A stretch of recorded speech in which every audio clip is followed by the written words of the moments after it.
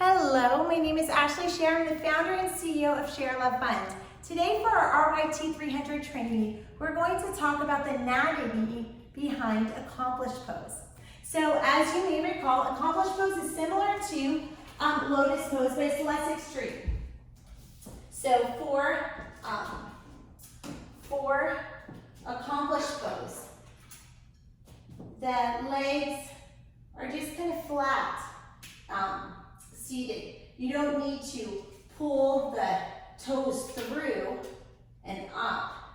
On both sides, it's more about opening up the hips, opening up and stretching the inner thigh muscles, the muscles around the knee, then about pushing the lower leg and top of the foot to an extreme position. So it's a more neutral pose. So let's talk about what's going on in accomplished pose. Accomplished pose is a seated pose, and it is called accomplished pose because traditionally the purpose was to prepare the body for meditation. I'm going to turn Mr. Bones around. In accomplished pose, we have the neutral spine and engaged abdominals. This should make the pose steady and comfortable. If it's not, you can make little micro adjustments. The idea is in accomplished pose, it should be a position where the body can stay for sustained amounts of time. In the big picture, the back muscles and abdominals engage while stretching muscles on the outside of the hips. But for many people, it can be challenging to maintain a neutral spine and pelvis and using muscles in this way. Now let's talk a little bit about alignment. For alignment, the spine is neutral to hold your weight more efficiently.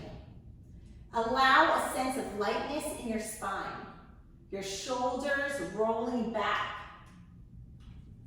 So this is where we would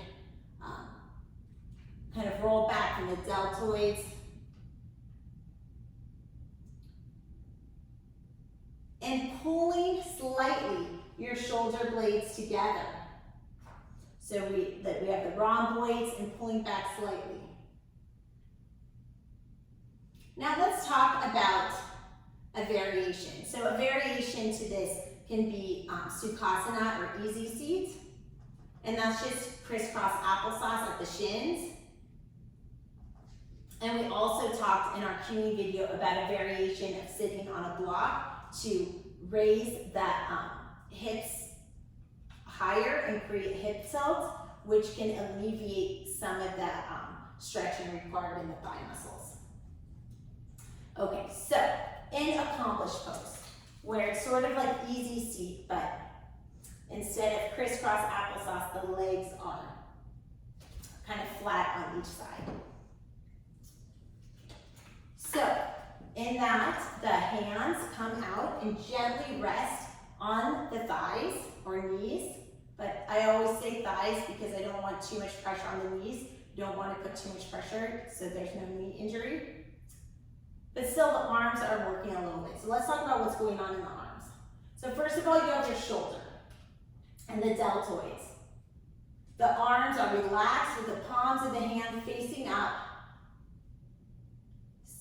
supine.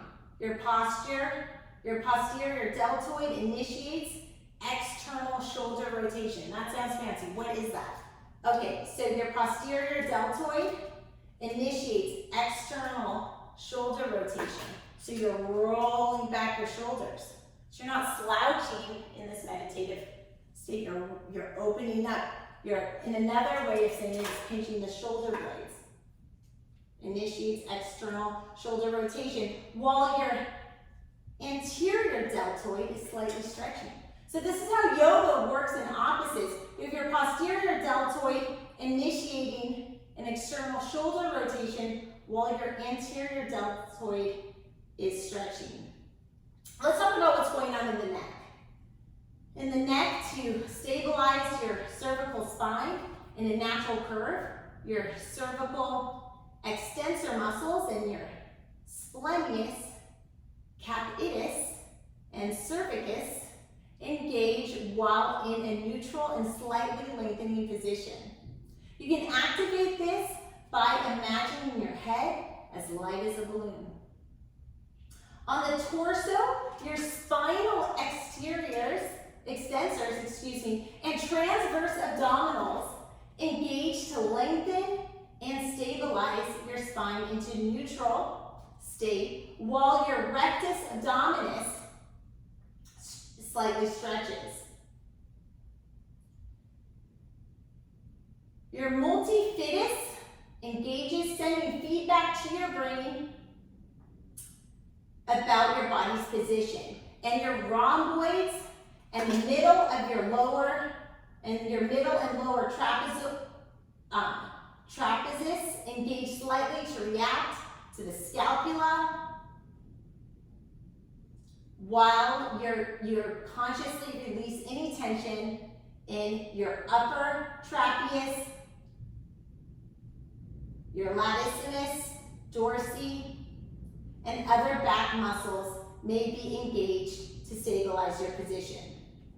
So that was a lot of words, so let's just figure out where everything is. So, what we're talking about here is that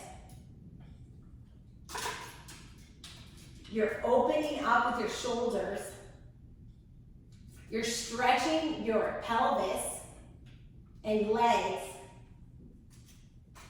you're using your arms to help open up, you're engaging your core to stabilize, and you're also engaging your back body to stabilize. So there's more to it than what it looks like. Let's talk about the thighs and lower legs.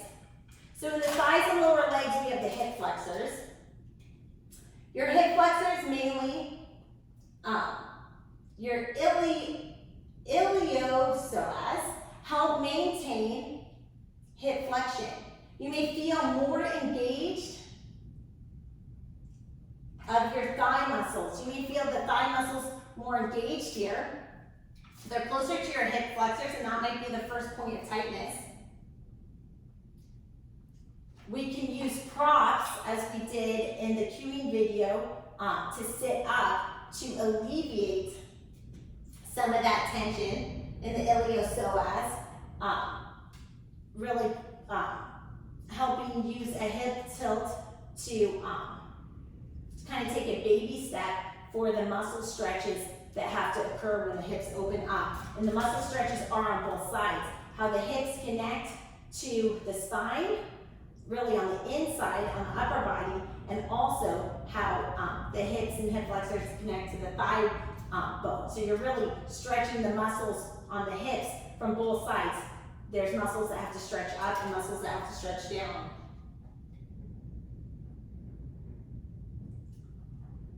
Your quadriceps, your gluteus maximus, which is the derriere, and hip abductors are stretched.